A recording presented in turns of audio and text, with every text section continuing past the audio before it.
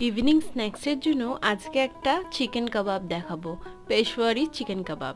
তো চলো দেরি না করে শুরু করা যাক। খেতে কিন্তু হয় দুর্দান্ত, আর বানানো খুব ইজি। চিকেন কিমা নিয়ে নিয়েছি 250 গ্রাম মতো। এখানে দুটো পেঁয়াজ কুচি নিয়েছি, টমেটো কুচি নিয়ে নিয়েছি একটা, ধনেপাতা বেশ কিছুটা পরিমাণ, ঝাল অনুযায়ী লঙ্কাটা তোমরা নেবে। এরপরে আদা রসুন বাটা 1.5 চামচ মতো, ধনে আর জিরে গুঁড়ো 1.5 চামচ মতো, চিলি ফ্লেক্স ঝাল অনুযায়ী, গরম মশলা 1.5 চামচ আর বেসন 1 চামচ দিয়ে আর স্বাদ অনুযায়ী নুন দিয়ে ভালো করে মেখে নিয়ে লেবুর রস দিয়ে দিয়েছি 1/2 চামচ। তার মধ্যে একটা ডিম দিয়ে ভালো করে এটাকে মাখিয়ে আধ ঘন্টা চাপা দিয়ে রেখে দেবো।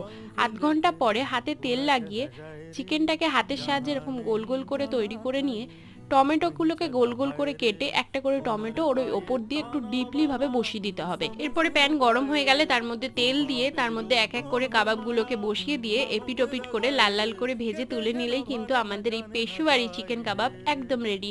সন্ধেটা একদম জমে যাবে। আজকের মতো টাটা।